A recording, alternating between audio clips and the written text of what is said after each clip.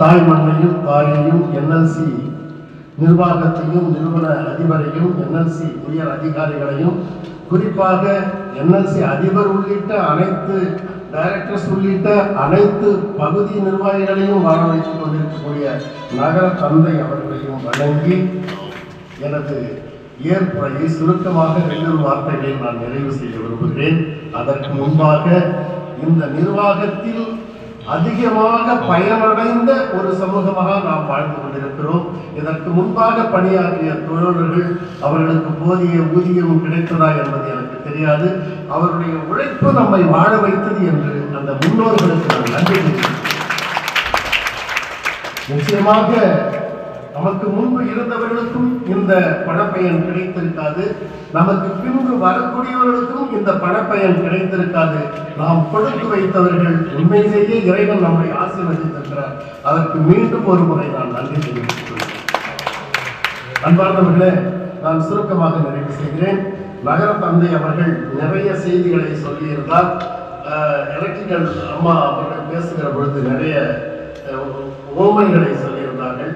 இங்கே இருக்கக்கூடியவர்கள் அத்தனை பேருமே உண்மையிலேயே ஒரு சிறந்த ஒரு படைப்பாளிகள். நீங்கள் எல்லாம் படைப்பதனால்தான் இந்த உலகம் ஒளி வீசிக் கொண்டிருக்கிறது என்பதனை நான் அறிவேன். அதற்கு முதலில் நிர்வாகத்திற்கும் இந்த நிர்வாகத்தை ஒளிரச் செய்கிற, குடிக்க தண்ணி கொடுக்கிற, இருக்க வீடு கொடுக்கிற, கொசு கூட கடிச்சிடக்கூடாதுன்னு சொல்லி எங்களுக்கெல்லாம் உறக்கத்துக்கும் உண்மையை கொடுத்திருக்கிற ஹெல்த்ல இருந்து எலக்ட்ரிக்கல்ல இருந்து எஸ்டேட் 1, எஸ்டேட் 2, எஸ்டேட் 3 உள்ளிட்ட அனைத்து உயர் அதிகாரிகளுக்கும் இந்த நேரத்தில் நான் எனது குடும்பத்தின் சார்பாகவும் எனது சார்பாகவும் மூத்த தொழிலாளிகள், ரிட்டையர்ஸ், என்னோடு சக தொழிலாளர்களாக இன்று பணிபுரியும் பெறுவர்கள் அனைவருக்கும் சார்பாகவும் நன்றியை தெரிவித்துக் கொள்கிறேன். குறிப்பாக முன்னோர்கள் விட்டு சென்ற பணிகளை, தலைவர்கள் விட்டு சென்ற பணிகளை இன்றைக்கும் அந்த தலைமை பொறுப்பெடுத்து நடத்தி கொண்டிருக்கக்கூடிய எனது அருமை தொழிற்சங்க தலைவர்கள் அனைவரையும் அந்த நேரத்தில் வணங்கி மகிழ்கிறேன். தோழர்களே, ஒரு சில வார்த்தைகள். இந்த நிர்வாகம் நமக்கு ஒரு சம்பளத்தை மாத்திரம் தரவில்லை, அது அமைதியான வாழ்க்கையை கொடுத்திருக்கிறது. உலகத்தில் பல்வேறு நாடுகளுக்கு நான் சென்று வந்திருக்கிறேன். ஆனால் நெய்வேலியில் உறங்குகிற உறக்கம், நெய்வேலியில் இருக்கிற அமைதி, நெய்வேலியில் கட்டமைக்கப்பட்டிருக்கக்கூடிய அந்த வசதியை நான் இதுவரை எங்கும் பார்த்ததில்லை என்பது. அவ்வளவு அற்புதமான ஒரு கட்டமைப்பு இந்த தொழிலக பகுதியில். அதாவது 84,000 தொழிலாளர்கள் வேலை செய்த கோலார் தங்க வயலிலே நான் சென்று அங்கே உரையாடி வந்திருக்கிறேன். புரட்சியாளர் அம்பேத்கர் வந்திருந்த அந்த பகுதியிலே நான் சென்றிருக்கிறேன். 80,000க்கும் மேற்பட்டவர்கள் வேலை செய்த அந்த இடங்களிலும் உயரதிகாரிகள் வீடு இருக்கிறது, இங்கும் இருக்கிறது. ஆனால் அந்த கட்டமைப்பு வேறு, இந்த கட்டமைப்பு வேறு. இங்கே இருக்கக்கூடியவர்கள் உண்மையிலேயே நாமெல்லாம் மோட்சத்தில் வாழ்ந்து கொண்டிருக்கிறோம். ஒவ்வொரு நாளும் கடவுளுக்கு நன்றி சொல்லிக் கொண்டு வாழ்ந்திருக்கிறோம். அந்த அளவிற்கு இந்த நிர்வாகம் நம்மை பாதுகாப்பாக வைத்திருந்தது. கூடுதலாக என்னை போன்றவர்கள் எல்லாம் செதுக்கி உருவாக்கி இருக்கிறது.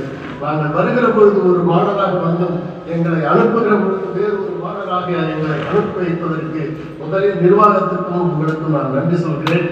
எனது பணியிட காலங்களிலே எல்லா பிள்ளைங்களும் சொன்ன பேச்சு கேட்கிற பிள்ளைங்க, நான் சொன்ன பேச்சு கேட்காத பிள்ளை. தயவு செய்து என்ன அரவணைச்சிருந்தா நான் அதிகமாக நன்றி சொல்றேன். என்னன்னா, எவிஷனுக்கு போவேன், எவிஷன் அவங்களுக்கு கூட எவிஷன் பண்ணுவேன். ஆனால் எவிஷன் பண்ணி முடிச்சுட்டு அவங்கள்ட்டே போராட்டம் பண்ணி அவங்கள்ட்ட திரும்ப நான் உரிமைகளை கேட்பேன்.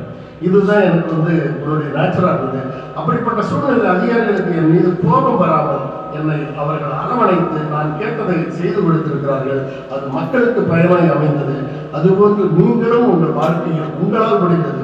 ஒரு சிறு அதிகாரம் உங்களிடத்தில் வழங்கப்பட்டிருந்தாலும் அந்த அதிகாரத்தில் நீங்களும் வாழ வேண்டும். உங்களை நம்பி இருப்பவர்களுக்கு போராடி அவர்களையும் வாழ வைக்க வேண்டும் என்கிற செய்தியை விடுத்து வாய்ப்புக்கு நன்றி கூறி, நீங்கள் எல்லாம் மன அழுத்தம் இல்லாமல் இன்னும் வருகிற காலங்களிலே மிக இலகுவாக அணுகுமுறையோடு எல்லோரும் ஒன்றாக இருந்து இந்த நிர்வாகத்தை வாழ வைக்க வேண்டும்.